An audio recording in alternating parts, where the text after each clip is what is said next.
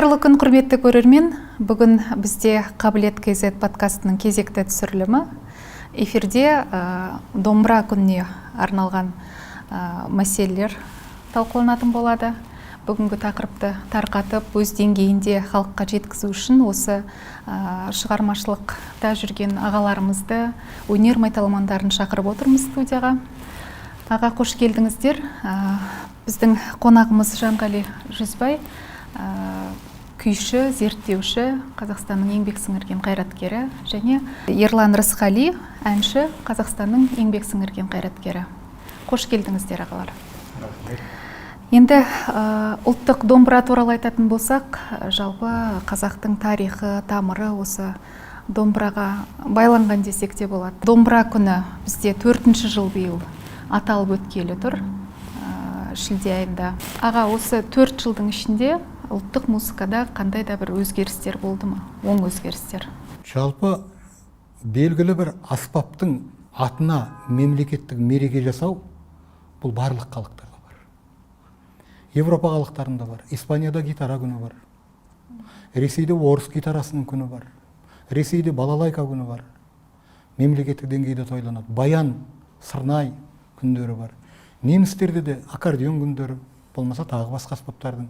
Мына тәжіктерде де бар, өзбектерде де бар, башқұрттарда да қурай күні бар, қырғыздарда да бар. Өкінішке орай осы халықтардың бәрі егемендік алғаннан кейін өздерінің ұлттық аспаптарын бренд ретінде мемлекеттік рәміз бен мәртебесін теңестіре отырып, белгілі бір күнді белгілеп тойлай бастады. Бұлар тойлап болғаннан кейін арада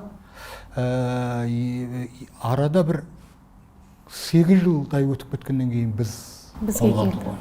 Біз өте кеш қолға алдық, менің ойымша. Бұл менің өзі жеке ойым, одан ертеректе қолға алуға болар еді әрине. Қолға алдық. Ал енді бұны домбыра күні мемлекеттік мереке мәртебесіне көтергеннен кейін әрине домбыраға деген құрмет басқаша болды. Домбыраға деген махаббат басқаша болды. Бұқаралық әртүрлі мәдени болмаса танымдық іс-шаралардың ішінде домбыраның беделі арта бастады. Әрине домбыра ұстаған сал серінің беделі артып кетті деп айта алмаймын мен. Болмаса күйшілердің бәрінің жаппай әлеуметтік жағдайы бірден жақсарып кетті деп айтуға болмайды. Бірақ дегенмен біздің домбырамызға байланысты аспап ретіндегі беделіне байланысты, дәрежесіне байланысты көптеген мәселелер шешілді. Ал енді мына кейінгі кездегі біздің мынау домбыраны жаппай балаларға үйрету, мектептерде қосымша домбыра үйірмелерін жандандыру сияқты жұмыстар осы соңғы 3 жылдан бері белсенді болды. Бұл енді осы домбыра күні енгізілгеннен кейінгі атқарылып жатқан үлкен іс-шаралар. Нәтиже дейсіз. Қазір кез келген мына қалада болсын, аулаларда болсын домбыра үйірмелері бар, ерікті түрде қатысатын. Соларға біз қуанышпен қараймыз кейде. Мен ойлаймын, бұған тікелей әсер еткен біздің президентіміз Қасым-Жомарт Кемелұлы Тоқаевтың домбыраны пән ретінде мектепке енгізу керек деген тікелей айтқан сөзі ықпал айтты да. Әйтпесе бізде өздігінен қозғалмайды ғой. Мына біздің президентімізге осы үшін де ұлттық өнерге деген қамқорлығы үшін де алғыс айтқанымыз дұрыс деп ойлаймын мен.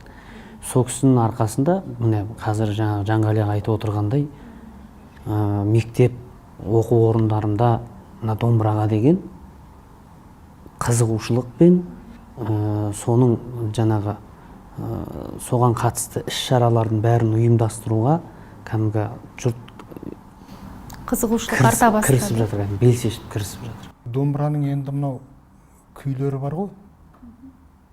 Күйінің дәуірі мен кезеңіне бір барсам ба деп армандап отырмын да. Себебі бізде домбыраның алтын ғасыры 18-19 ғасыр Құрманғазы Тәттімбеттен ары қарай қазақта күй болмады деген бір жауыр пікір бар.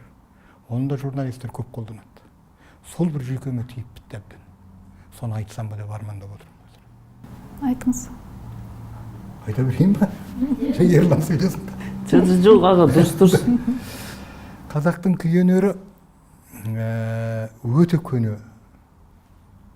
Өте көне. Мысалы кейде бізде керек болатын болса, мына қазақ музыкасы туралы, қазақ музыкасының тарихы туралы бір әдебиеттер болады. Энциклопедиялар болады. Сонда қарап отырсаңыз, осы 19-18 ғасырдан ары қарай қазақта күй дамымаған, күйлер бір жеке-жеке қайырым болып келіп, сол кезде үлкен музыкалық туындыға айналған дегенде бір жадау пікірлер болады. Оны көп қолданады.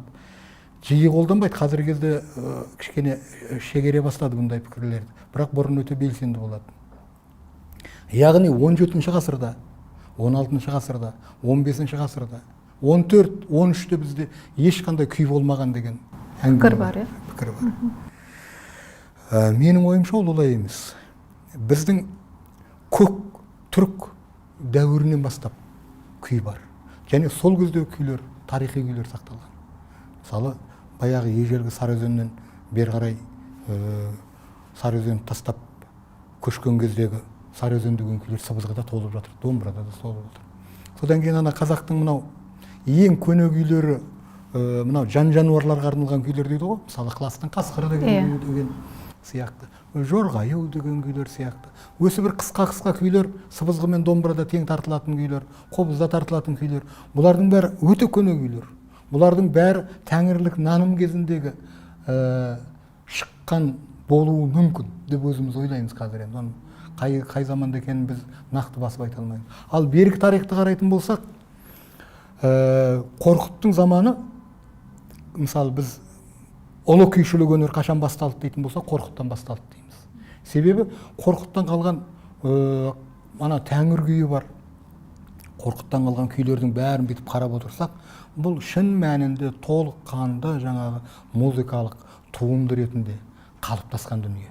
Ал ол кісінің дәуірі, ұмытпасам, сол 8-9 ғасыр деп айтады ғой, солай емес пе? Ал енді 8-9 ғасырдан бері қарай қобыз өнері дамыса, 13 ғасырдағы Ақсақ Құлан, Алтын Орданың кезіндегі. Ол күйді, мысалы, дамымаған күй деп кім айта алады? Ақсақ Құлан деген кез келген қазақтың қанын ойнататын күй. Ал енді Алтын Орда дәуірінің құлдырай бастаған кезіндегі қазақ пен ноғайдың айырылған кезі. Ол замандағы ел айырылған күйлері, ана Асан қайғының тартқан күйлері, Асан қайғының күйші болып шыққаны, халықтың санасынан өшпей тұрғаны, Кетбұғаның өшпей тұрғаны, Қорқыттың өшпей тұрғаны, біздің күй өнеріміздің ұлы болғанын дәлелдейді. Ал енді одан бері қарай келетін болсақ, Алтын Орда дәуірі адырады дейік. Одан кейін ұлы далада әртүрлі мемлекеттер пайда болды дейік. Сол мемлекеттердің бірі ретінде Қазақ хандығын алатын болсақ, Қазақ хандығының кезіндегі Бәйжігіттің күйлері қандай? Бәйжігіттің күйлерінің көркемдік деңгейі деген жорық жырлар ғой бұлар. Жорық жырлар. Абылай ханның кәдімгі күндіз-түні аттан түспеген кезі. Бұл кездегі күйлерді санап тауыса алмайсыз. Бұлар және аңызымен бар. Ақселеу Сейдімбек сияқты мықты зерттеуші ағаларымыз осылар аңызымен қоса жинады осы күйлерді. Енді одан бері қарай келетін болсақ, жаңа сізбен біз айтып отырған ана күйдің алтын ғасыры деп Ақселеу Сейдімбеков ағамыздан қалған бір сөз бар еді. Ол кісі қазақтың күй тарихы деген үлкен монография жазды ғой. Сонда басын шайқап отырып айтатын. Ол кісі Атилланың заманынан бастап жинады қазақтың күй аңыздарын. Және сол кездегі сарындарды, сол кездегі сарындардың мына біздің заманымызға жеткен түрі мынау деп мысалдар келтірді, кәдімгі музыкалық мысалдар. Сол кісімен мен көп кеңес сұрап жүретінмін, сол кезде осы күйдің кезеңіне байланысты мынандай бір қызық әңгіме айтады. Ол кісі өзі біз сияқты анадан мынадан естігенін айтпайтын, өзінің ойын түйіп айта алатын және кесіп айта алатын сондай ғалым ғой, мінезді кісі болды. Дәйектермен, қазақтың күйі туралы кейінгі жазылған мақалаларды оқып қарным ашады қарағым дейтін маған. Сөйтіп жаңағы жағдайды Қорқыттың заманынан бері қарай айтады. Әңгімелеп келіп, қазақтың күйі кемелденген кез еді. Бірақ осы кейінгі мақалаларды оқысам, орысқа бодан болған кезімізді, яғни 18-19 ғасырда күйдің алтын ғасыры деп атаңдар дегендей. Сөйтіп атайды екен осы күні. Құдай ау, бодандық қамытын киген кезде қай бір күй болушы еді. Халықтың кеудесі басылды. Қайғылы күйлер шыға бастады осы кезде дейді. 18-19 ғасырдағы күйлердің бәрі мұң мен зар дейді. Шаттық күйі жоқ, жорық күйі жоқ. Абылай ханның алабайрақ күйлері жоқ дейді. Рухты күйлер жоқ. Ал ондай жағдайды біз қалай қазақтың күй өнерінің алтын ғасырлар еді деп қалай айтамыз дейтін да жаңағы. Осы бір идеологиялық мақсаттағы жазылған тарихтардың бір құйтырқысы емес па деп сөйтіп айтып қалушы еді. Енді оны Ақселеу ағамыз сияқты ойлай алмаймыз, бірақ ол кісінің сөзінде жан бар. Ал енді мынау біздің қазақ күйінің ең бір өркендеген кезеңі, шын мәнінде алтын ғасыр деуге болатын кезең, ол мына кеңес дәуірі. Иә, кеңес дәуірінде белгілі бір деңгейде жаңағы одақтың құрамында болған егемендік жоқ кезең болды. Ол мойындалатын нәрсе.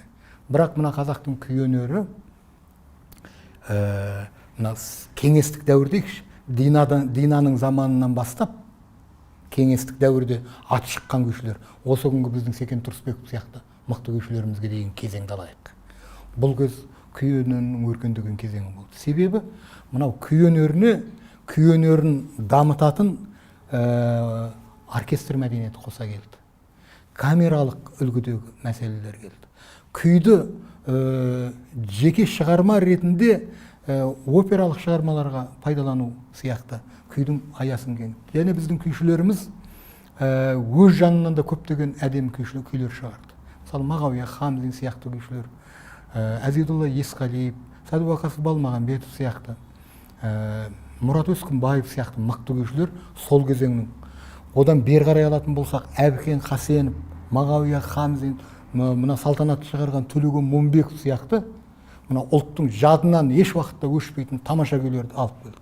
Ал одан кейінгі мына біздің сол 20 ғасырдың соңғы уақытта, соңғы ширегі дейді ғой, сол уақытта гүлденген мына Секен Тұрысбековтың көңіл толқыны, Әбдімомын Желдібаевтың ерке сылқымы сияқты, Қаршыға Ахмедияровтың желдірме сияқты, қуаныш сияқты күйлері, бұлар шын мәнінде қазақтың күй өнерін мейлінше көтеріп, сөйтіп 21 ғасырға дейін алып келді. Енді 21 ғасырдан кейінгі күй, яғни біз егеменді 90 жылдар бітті, 21 ғасыр басталды ғой. Одан кейінгі күйдің жағдайын тура осындай қылып мақтанышпен ауыз толтырып айтылмайсың. Одан кейін дағдарыс басталды күй өнерінде. Күй өнерін ығыстырды. Күй өнерін ығыстырған, күй өнерінен, күй өнерінің қасына, күй өнерін былай, кез келген өнер, мықты өнер, бұқаралық өнер ығыстыра бастайды ғой. Ол эстрадалық мәдениет болды. Эстрадалық мәдениет. Бұрынғы қосбасарлардың орнына Хафиз сияқты күйлер келе бастады дүниеге. Детство сияқтылар шыға бастады. Иә, сондай шығармалар келді. Сөз жоқ, мен оларды сынайын деп отырған жоқпын. Эстрадалық күйдің болғанда дұрыс. Эстрадалық болсын. Халық сұранысы ғой. Халықтың сұранысы болсын. Сондықтан оның болғанда дұрыс. Бірақ ол төл тума күйдің шыққан төріне таласпауы керек. Әрине. Бізден кейінгі, біз емес, бұл біздің айтып отырған мысалы бір өкпеміз, назымыз болмаса біз қызғанышымыз емес. Келесі ұрпақ, бұл қазақ болғалы, жер жаратылғалы бері, осы мына біздің болашаққа дейін күй аңсамай тұрмайды, кез келген қазақ. Бізде өзінің тілін білмейтін, орыс мәдениетімен оқыған, ағылшын тілін жақсы сөйлейтін жасөспірім балалар өте көп. Және олар шетелде оқиды. Сол шетелде оқыған балалардың шетелге кетіп бара жатса да қолына бір домбыра ұстап кетіп бара жатқанын мен талай көрдім. Сол шетелде отырып бұлар домбыра тыңдап, кәдімгідей ел жүріп отырғанын талай көрдім. Сондықтан қазақтың жанынан қайтсең де ажырата алмайсың бұл домбыраны. Қазақтың кеудесінде күмбірлеп тұра береді. Сондықтан бұл домбыраның күйіне біз ерекше құрметпен қарауымыз керек. әңгімеңіз орынды, пікіріңіз аға. Енді осы ұлттық домбыра күні деп атаулы күнді арнап осылай жаңағы мереке тойланып жүр 4 жылдың көлемінде. Осы ұлттық өнердің жоқтаушысы ретінде Ереке өзіңіз айтыңызшы, осы домбыра ұстап жүрген әнші, күйші, жыршылардың бір мәртебесі көтерілді ме осы уақытта? Енді ол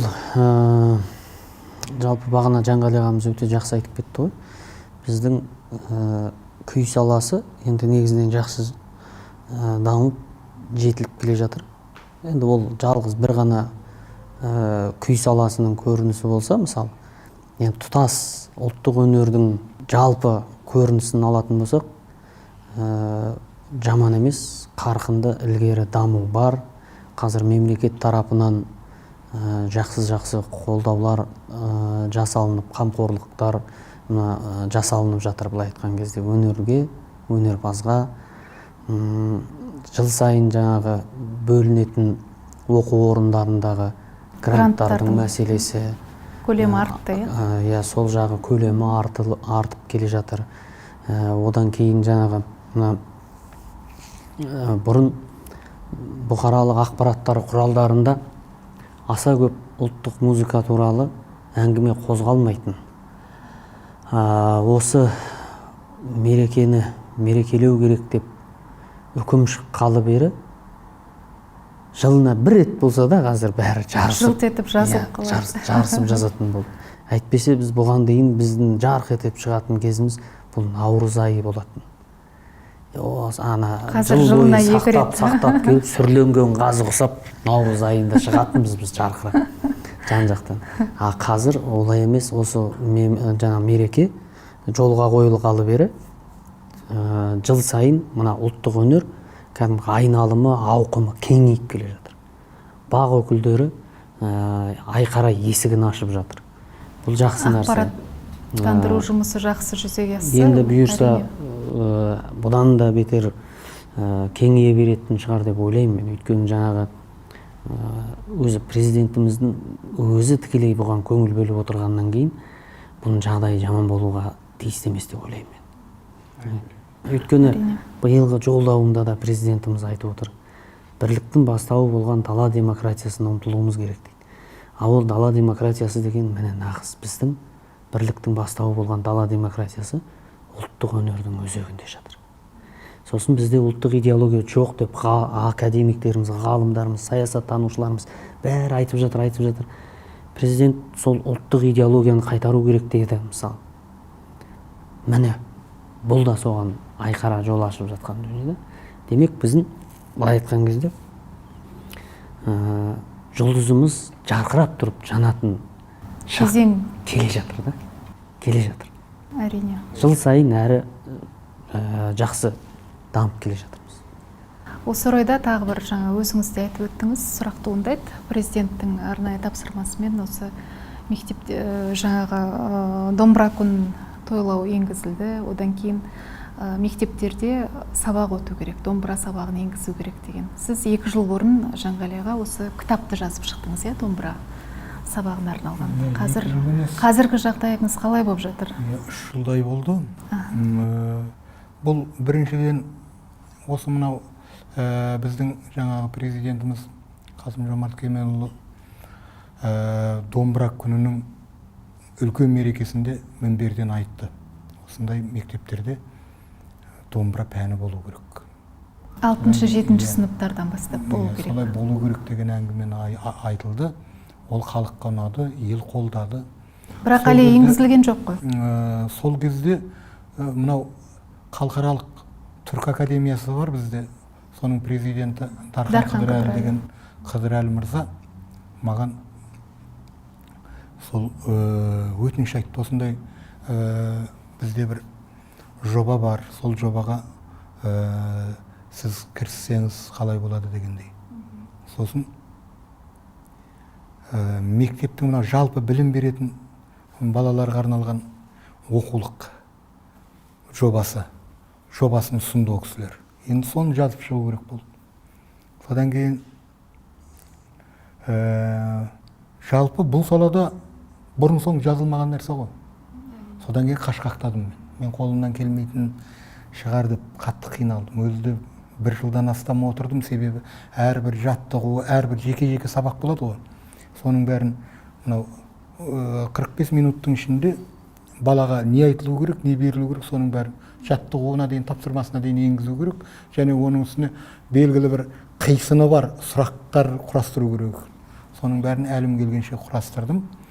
Ол енді сол жердегі комиссиясы қабылдап алды. Одан кейін оны мынау ғылым білім беру мәселесі, оқулықтар мәселесі жөніне ұсынылғанына біраз болды. Енді ол тәжірибеге енетін шығар деп ойлаймын өзім. Және бұның алдында ол мынау оқулық мәселесін айтқаныңыз жақсы болды. Бұл бізде шынында да мектепке арналған, жалпы мектепке болсын, музыка мектебіне арналған болсын, домбыра үйренуге арналған оқулық құралдар шынында да жаңартылмаған екен. Мысалы, Латиф Хамиди дейтін мықты композитор, қазақ вальсін жазған, қазақ өнерінің негізін қалыптастырған ұлы адамымыз бар ғой біздің.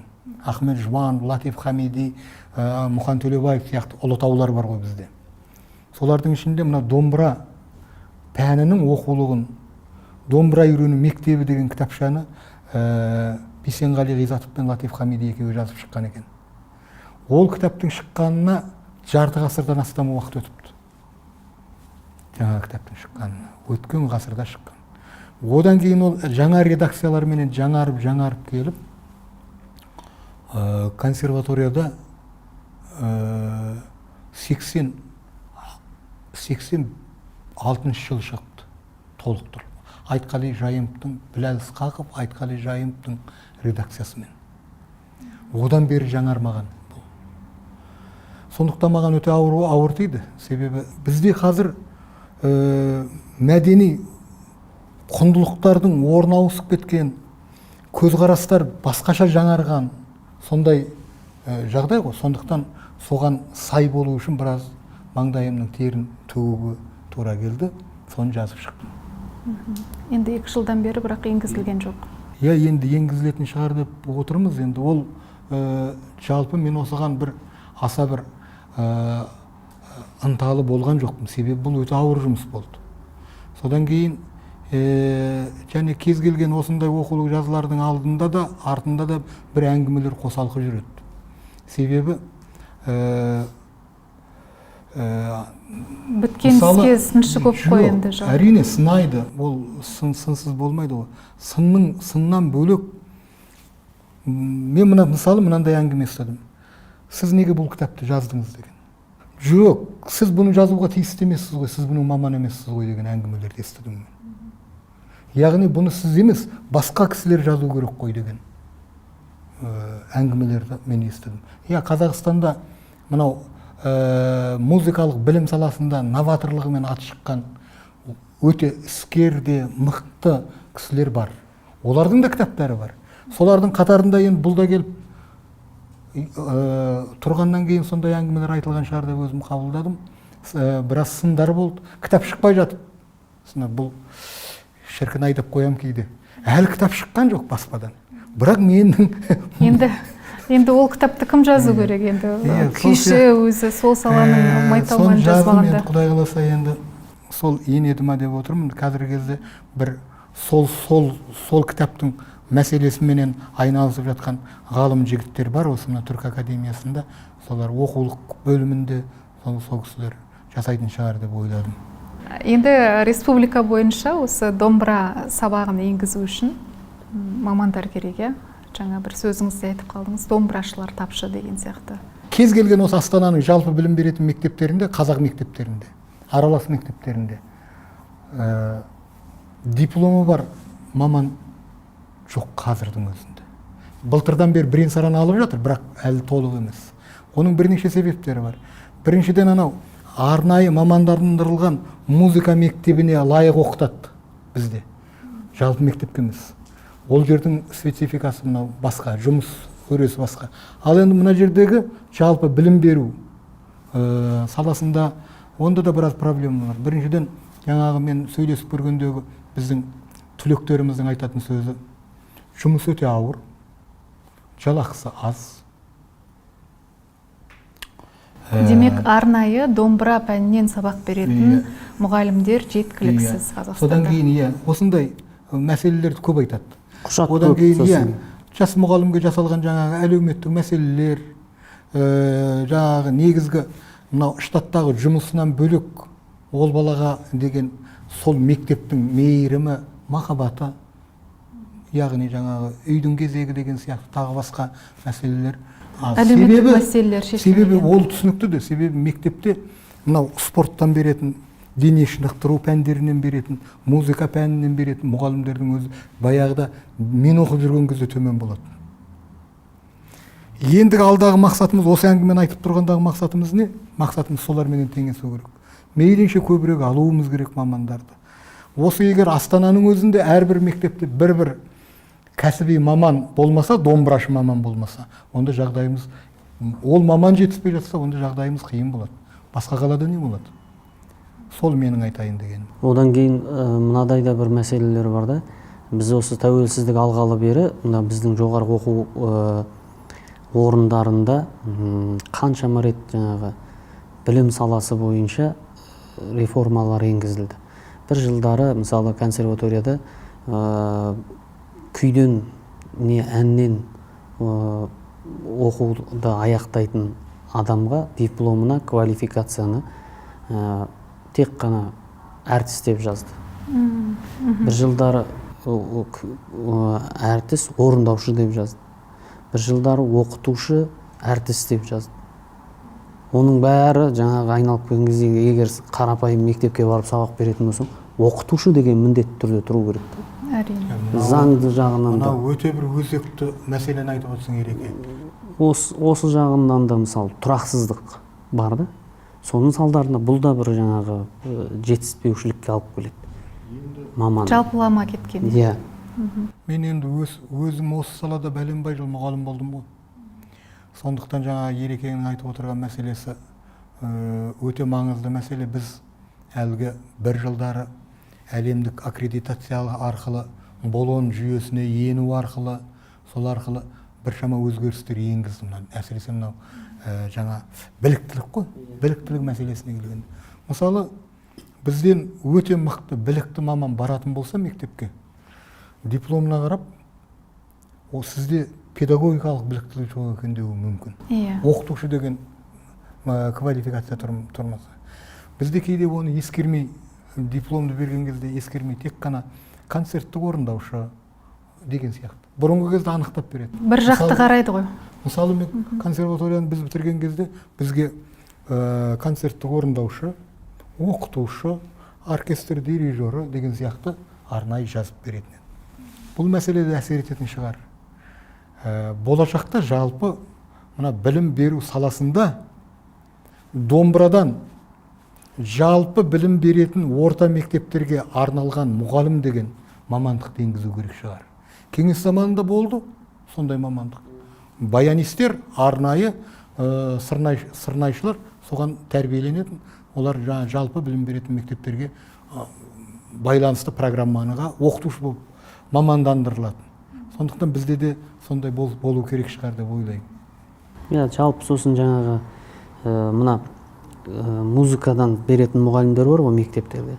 Көп жағдайда ол кісілердің өздері де кішкене кәсіби сауат жағынан төмен болып жатады. Сосын оған да сол жаңағы енді несін жасырамыз? Біраз адам диплом сатып алғандар көп қой. Сол диплом сатып алып келіп те сабақ беріп жүргендер бар мысалы. Ол осының барлығын мен мысалы үлкен бір жүйеге келтіру керек деп ойлаймын. Мына мемлекеттік енді ұлттық бағытқа қарай көңіл бөліп жатқан соң идеология деген нәрсе осы мына жалпы музыкалық бағдарламада балабақшадан бастап жоғары оқу орнына дейін тікелей бір ретке келтіріліп ұлттық музыкалық нақышта, ұлттық бағытта оқытылу керек деп есептеймін мен. Солай дамыту керек деп ойлаймын мен. Және соған біздің мына қазіргі сабақ беріп жүрген мұғалімдер, музыка саласынан сабақ беріп жүрген мұғалімдердің барлығын бір арнайы комиссия құрып бір 2-3 айлық бір министрліктің тарапынан даярлықтан өту керек. Даярлықтан өткізіп. Даярлықтан өтіп, олар біліктілігін арттырып, ол жаңағы тек қана домбыра емес, тек қана қобыз емес, ол біздің әншілік, жыршылық, айтыс өнері болсын, жыраулық өнері болсын, соның барлығынан хабардар болатын, әрі соны керемет мықты маман шықпаса да, балабақшадан да, мектептен де, бірақ сауатты тыңдаушы тәрбиелеп шығару керек. Ол мұғалімнің басты ниеті сол болу керек. Осыған жұмыс істеу керек. Пікіріңіз орынды. Енді Ереке осы қанша жылдан бері мен білем, ұлттық музыканың өзінің арнайы ғимараты болу керек, орталығы болу керек деген пікір айтып жүрсіз. Қазіргі таңда қандай да бір жұмыстар атқарылып жатыр ма осыған байланысты? Бір даму бар ма, бір жаңалықтар бар ма? Жақсы. Енді ол бұйырса болашақтың еншісіндегі дүние, бұл жалпы менің ғана айтып жүрген дүнием емес. Бұл осы біздің қолына домбыра алып, күй шертіп, ән салып, жыр жырлап жүрген әрбір кәдімгі ұлттық өнердің өкілінің арманы да бұл. Бұл бар ғой, бізге ауадай қажет дүние, ашылу керек. Осы жақында ғана Мәдениет және спорт министрінің ұйымдастыруымен өткен бірінші республикалық ұлт рухы ұрпақ мұраты деген мәдениет форумына барып қатысып, Алматы қаласында. Сол жерде бір шағын өзімнің осы өнерге қатысты пікірімді білдірген болатын. Сол кезде осы орталық туралы мәселе қозғадым. Енді ұлттық музыка мәселесі қаншалық нысанаға ілінді? Себебі қазір мен ойымды аяқтап тастайын. Себебі жалпы біздің бүгінгі таңдағы қазақтың даласындағы қанат жайып, өз алдына еншісін алып, отау тігіп шыққан кез келген өнері, театры болсын, драма театры болсын, опера, балет болсын, симфониялық өнер болсын, эстрадалық өнер болсын, барлығының басында біздің халықтық музыка тұрды, ұлттық өнер. Олардың бәрі бізден ашылды, бізден еншісін алды, іргетасын қалады. Бірақ кейін содан шыққан түлектер өкінішке қарай сол ұлттық өнерді ығыстыра бастады. Бұл бағана Жанғали ағамыз осы сұхбаттың басында айтты ғой, егер осы бетте кете беретін болса бар ғой, француздар кезінде жаңағы Трувадур деген жырауларынан айырылып қалған сияқты, қатты мына европалық әлемдік мәдениет деп симфониялық өнерге қатты көңіл бөліп кеткендігінің кесірінен жырауларынан айырылып қалды олар мысалы. Бізде соған алып бізде соған келуіміз мүмкін. Сондықтан да ондай дүниенің алдын алу үшін дәл әсіресе бүгін бізге өзі қарасаңыз әлемнің жан-жағынан біздің руханиятымызға бар ғой, информация, ақпараттар құйылып жатыр қазір. Лек-легімен толассыз құйылып жатыр. Оған қарсы тұратын бірақ нәрсе бар. Бізде ол ұлттық иммунитет. Ұлттық иммунитетіміз біздің ұлттық өнердің өзегінде жатыр. Ал демек біздің мемлекеттің өзінде бір мемлекеттік жеке мемлекеттің қамқорлығындағы орталық болмауы бұл біздің иммунитеттің әлсіздігін білдіреді. Әрі бұл тамаша дүние болатын еді. Мен осы ұсынысты айтқам сол форумда бүкіл өнерпаздардың атынан. Енді Құдай қаласа іске асып қалатын шығар деген үміттемін. Өйткені жақсы көзқараста болып отыр. Ниетіңіз оңынан болсын. Енді осы күйелі домбырамен күй өнері өздеріңіз білесіздер, Жанғали аға, 2014 жылы ЮНЕСКО-ның құрамына енді, жаңа материалдық емес мұралар тізіміне. Қазір енді қанша уақыт өтті, қазақтың әні мен жырын да осылай қосуға қандай да бір жұмыстар жасалып жатыр ма? Менің бұл да бір әдемі сұрақ, тамаша. Мынау жалпы адамзатқа ортақ, бүкіл нәсілге ортақ бір игілік деп танылған дүние ол біздің қазақтан осы қазақтың күй өнері, сосын қазақтың киіз үйі қырғызбен бірге не қылған, тағы да бір мына бауырлас қырғыз халқымен қосылып бірігіп енгізген тағы да біраз дүниелері болды. Оның үстіне мынау қазақтың әсіресе бірінші кіргені күй өнері болды. Бұл күй өнерінің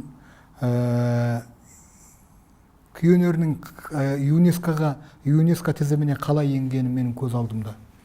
Мына Қазақ ұлттық өнер университетінде мына фольклор зертханасы деген жер бар. Сол жерде ғылыми институттың бір бөлімі ғой.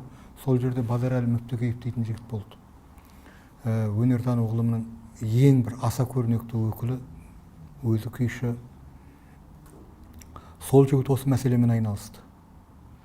Алғаш сол ЮНЕСКОның талабына байланысты құжаттардың бәрін жинады.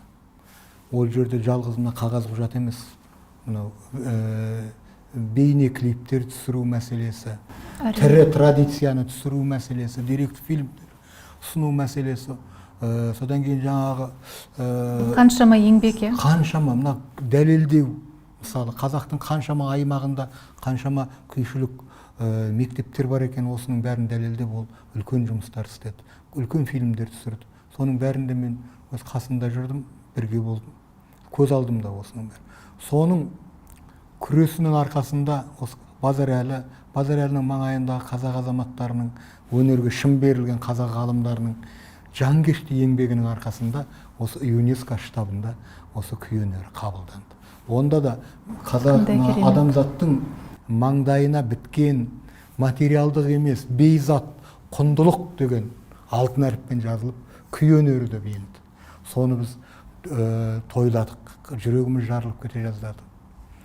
Сол Базарәлі Мүптөкеев деген жігіттің еңбегімен ерекше айтып кеткім келеді. Қазіргі осы жұмысты іске асырған азаматтардың ішінде Саида Еламанова дейтін өнертану ғылымының докторы, біздің ұстазымыз, бұл кісіні де ерекше ілтипатпен айтып кеткім келеді. Сол кездегі соған қатысқан күйшілерді де қазір біразы жоқ. Ана дүниелік болып кетті. Қаншама мықты күйші ағаларымыз бар еді, сол тізімге енген. Солардың бәрінің қажырлы еңбегінің арқасында осы ЮНЕСКО-ға ілікті. Ал енді одан кейінгі жаңағы сіз айтып отырған мәселелеріңіз өте маңызды. Біздің мемлекетіміз, біздің осы Астанадағы ЮНЕСКО-ның штаб пәтері, бұлар тағы да үлкен бір жобалар жасап жатса керек деп ойлаймын өзім. Мен оған жауапты емеспін, жасап жатқан шығар деп ойлаймын. Бірақ әзірге осы қазақтың күй өнерінен кейін бір біздің ұлттық өнерімізді серпілтетіндей бір оқиға бола қойған жоқ. Иә, ЮНЕСКО-ның жаңағы Қазақстандағы өкілеттері, біздің осы еліміздің азаматтары ғой басқарып отырған. Солардың тарапынан жалпы сол кіргелі бері, міне ЮНЕСКО-ның қамқорлығына алынғалы бері бір ауыз толтырылып айтарлықтай дүние өткен жоқ. Оған енді біздің өзіміздің азаматтар осы жаңағы ЮНЕСКО-ның өкілеттілігі ғой, соның өкілі ретінде осы жақтағы штабты басқарып отыратын адамдардың мойнындағы дүние еді негізі. Бірақ әзірге ондай ешқандай дүниені көрген прогресс жоқ, ондай бір. Бірақ бұл ЮНЕСКО-ға кіру деген үлкен бақыт қой ол. 171 мемлекет қой әлем бойынша. Соның қорғауындамыз, соның қамқорлығындамыз деген сөзді. Енді осыны қарап отырсақ, мысалы, міне ЮНЕСКО-ның қамқорлығына алынған бұл бір ұлттық өнер ғой. Енді соған тағы да бір орталық керек қой. ЮНЕСКО қамқорлығын алып отырғанда, неге біз соны өзіміз қолымыздан жасай алмаймыз деген әңгіме тұрады. Өзімізде қаншалықты осындай дүниелер жүзеге асып жатыр деген. Жетеді ғой.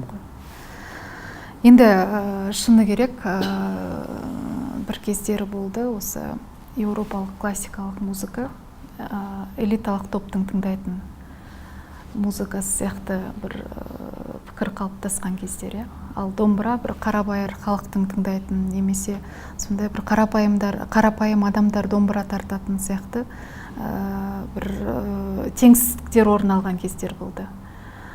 Енді сіздердің жалпы тарихтарыңызға қарайтын болсақ, халықтың алдында жүресіздер, көптеген жаңағы бағдарламаларға қатысып, бұл тек қана домбыраға қатысты емес, басқа да тақырыптарда өте орынды пікірлеріңізді айтып, ұсыныстарыңызды айтып, елдің арасында көрініп жүресіздер. Осыған қарап мен ойлаймын, қазіргі таңда ұлттық өнердің, музыканың жалпы деңгейі көтерілген деп айтуға болатын шығар. Өйткені халықтың арасында бір стереотип болды ғой. Домбыра ұстаған ол қазақтың бір қарапайым, қарабайыр ауылдың адамы деген сияқты. Енді қазір сіздерге қарап, сіздердің білімдеріңізге, ілімдеріңізге қарап, жалпы бір сұрақ туындайды. Сіздердің әріптестеріңіздің деңгейі қалай жалпы? Осы домбыра ұстап жүрген әнші, биші, осы домбыраның тарихын, әннің тарихын білмейтін әріптестеріңіз бар шығар. Кездесе ме ондай жағдайлар?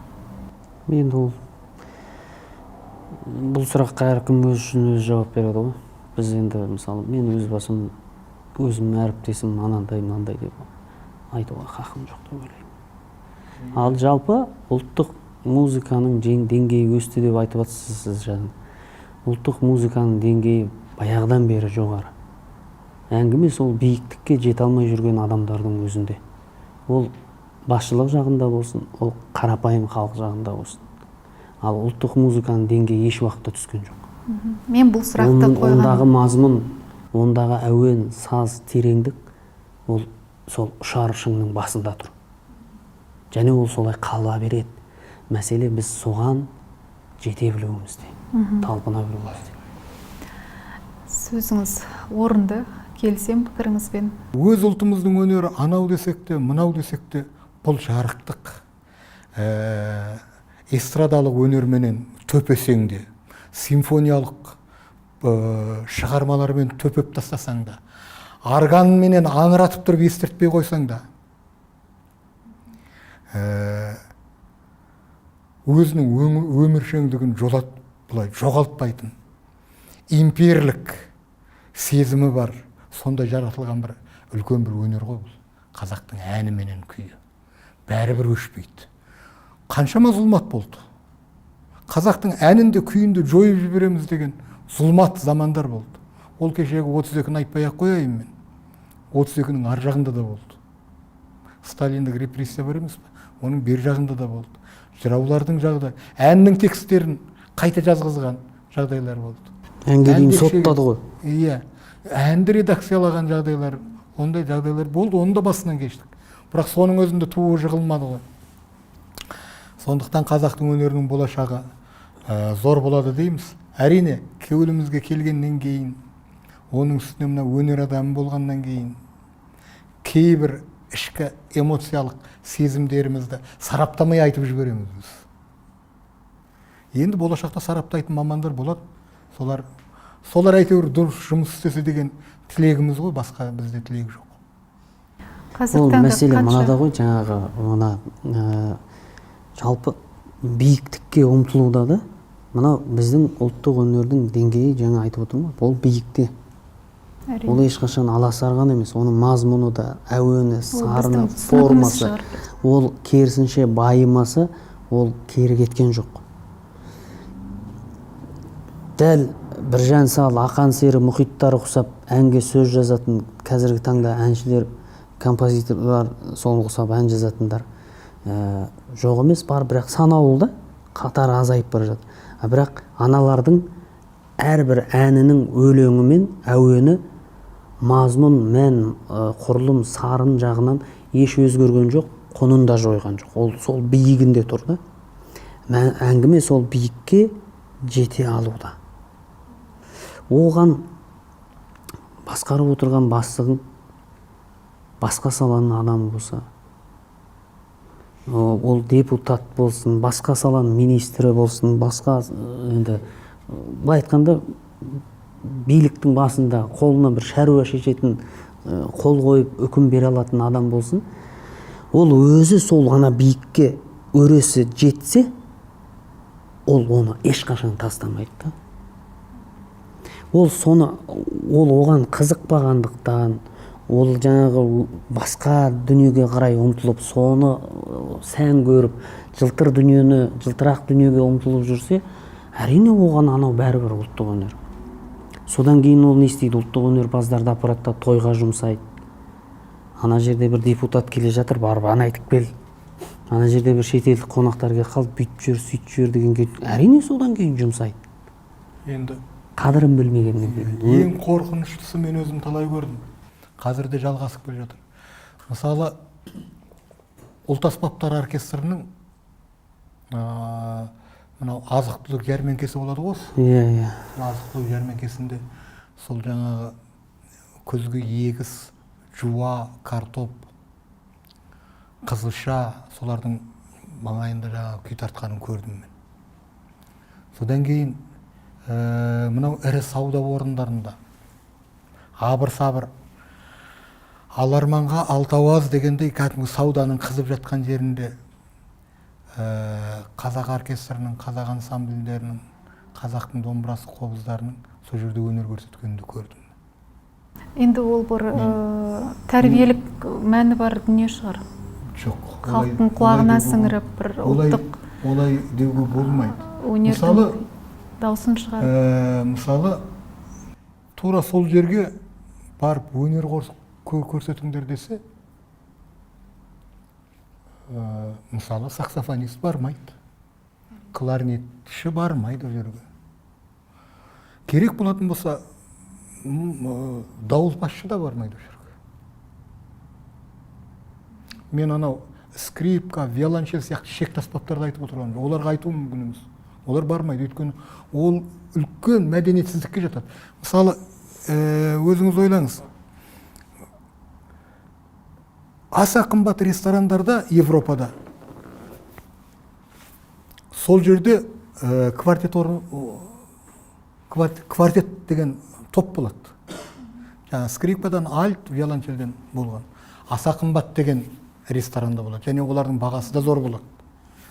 Соның өзінде Европада сол нелерді, жаңағы квартетті бұлайғы жұрт менсінбейді. Себебі бұлар қабақтың деңгейіндегі, ресторанның деңгейіндегі музыканттар дегендей көзқараспен қарайды. Ананың өзін қорлық көреді.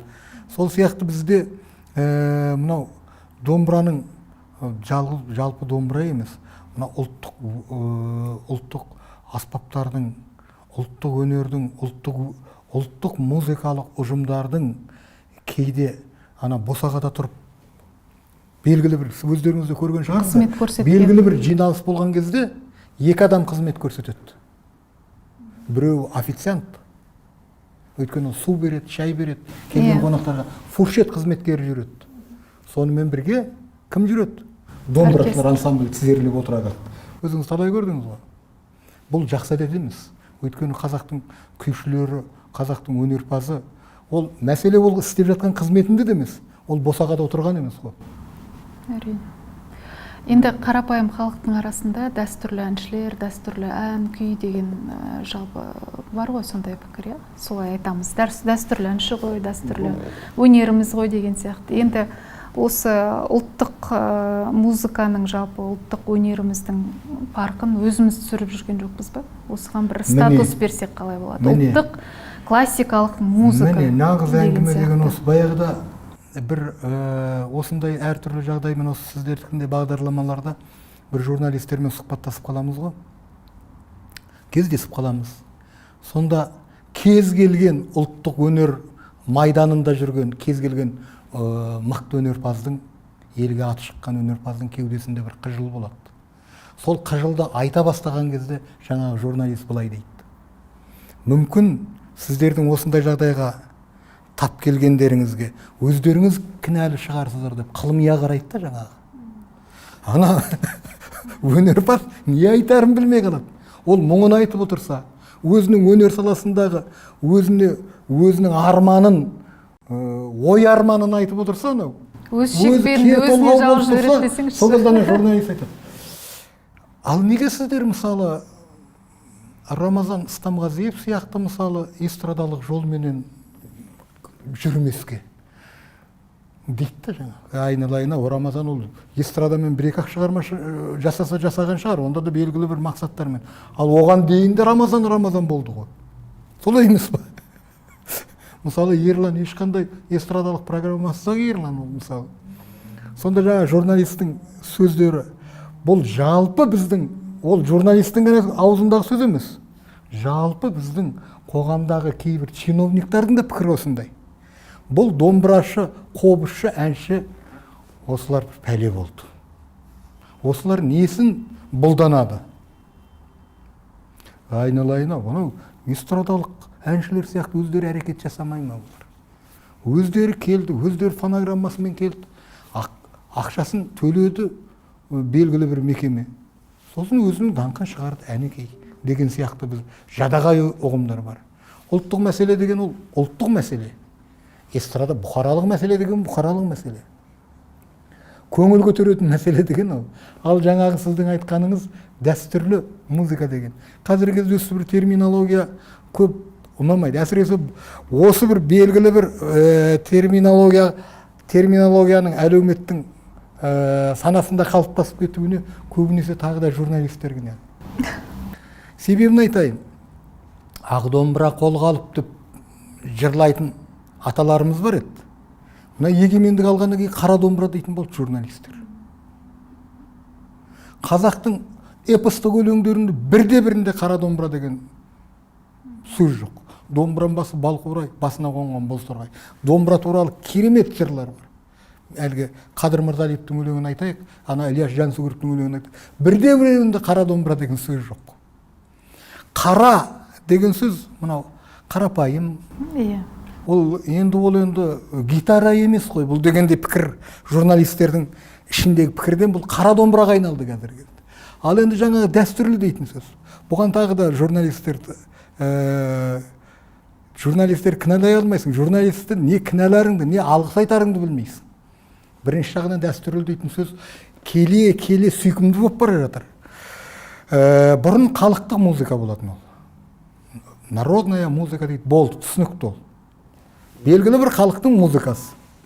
Ортаға кейіннен мынау шетелдік терминологиямен орыс музыкалық теориясына енген традиция дейтін сөз кірді. Традициялық, традиционная музыка дейді. Оны қазақшаға аударған кезде традицияны ойлайды да, традициялық музыка болатын болса, бұл тікелей аударған кезде дәстүрлі болып кетеді. Ана традициялық музыка дегеннің несі? Тікелей аудармасы дәстүрлі емес. Халық музыкасы деген сөз. Бірақ бұны жанама ұғымменен біз пайдаландық та дәстүрлі деген сөзді алып алдық. Дәстүр деген қазақтың сөзінде, мысалы, мына домбыра мерекесінің жыл сайын тойлануы, ол дәстүр. Ол жыл сайын дәстүрлі түрде тойланатын мереке. Яғни ол белгілі бір уақытта деген сөз, дәстүр деген сөз. Түсіндіңіз бе? Сондықтан бізде кейде соны сіңіріп жіберді осындай сөздерді. Бұған енді біздің ұрпақ өкінішпен қарайды. Ал енді бізден кейінгі ұрпақ бұны енді сол сіңіріп кететін шығар, тұрмысына пайдаланатын шығар осы сөзді біраз. Әлі осы дәстүрлі музыка біраз ойқастайтын шығар журналистикада, қазақтың журналистикасында. Қара домбырада көпке дейін қала қоймас деп ойлаймын. Енді Жанғали аға, Ерлан мырза, бүгін біздің студиямызға келіп, осы домбыраның қасиетін айтып, тарихымен терең бізді таныстырып, қалың көрерменге әдемі ақпарат айттыңыздар деп ойлаймын. Осы жолдағы еңбектеріңіз елене берсін, қазақ өнерінің, жалпы домбыраның қадірі, қасиеті арта берсін, ұрпағымызға берері мол осындай тұлғаларымыз аман болсын деп бүгінгі эфирімізді аяқтағым келеді. Сіздерге үлкен рахмет. Осы орайда қалың көрерменге Ерлан ағамыздан ән сұрағым келіп отыр. Осы әнмен аяқтасақ. Жақсы, енді мына бүгінгі тақырып ұлттық домбыра күніне арналғандықтан осы бүгінгі бағдарламада осы хабарда ақын Несіпбек Айтұлының өлеңіне өрілген Мейрамбек Жанболатов деген композитор ағамыздың марқұм ән домбыра деген әнімен түйіндейік. Бұл әнді алғаш халыққа жеткізген Жәнібек Кәрменов деген жампоз әнші ағамыз еді.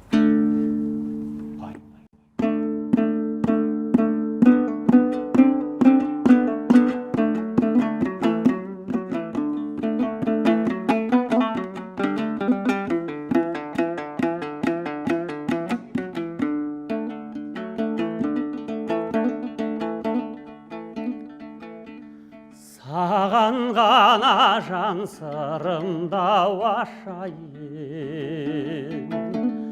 саған ғана маржанымды шашайын. Қосылы кәне әуеніме домбыра, қоңыр кеште қоңыр әнге басайын. Ән домбыра, жан домбыра, балқытшы бір жанымды. Жез таңдайым, боз торғайым, тамылы жытшау әніңді. Жез таңдайым, боз торғайым, тамылы жытшау әніңді.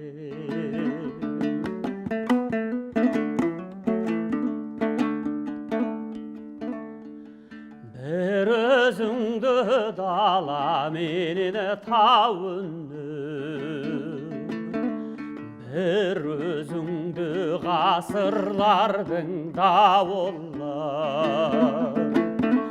Сені сөйлесің тебіреніп толғанып, қара жердің елі жерейдал бауыры.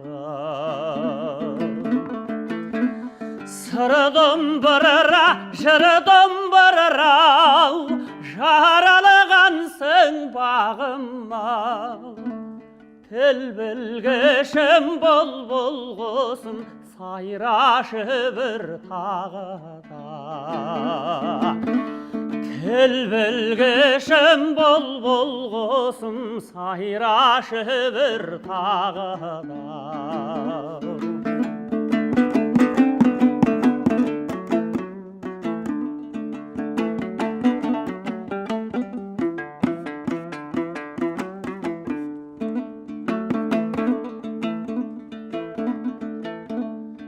Сал домбыра жан серігім жасымнан,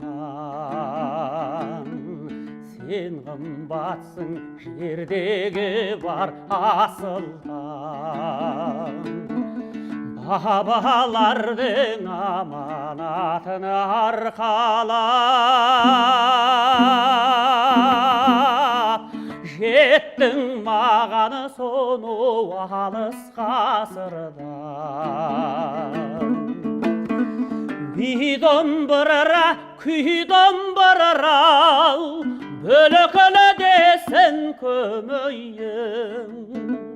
Көңіл сазым, қоңыр қазым, енді саған не дейін.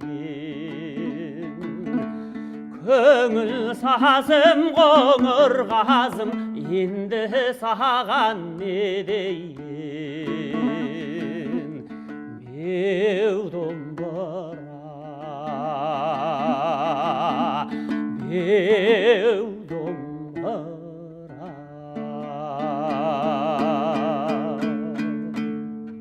Ey Бәрекелді. Әне. Ей бәрекелді. Домбыра туралы қарап тұрсам, ереке домбыраға арналған бірақ күй бар екен. Төлеген Момбековтың домбыра дейтін күй. Ол аспап ретінде осыған арналған да ол. Одан басқа күй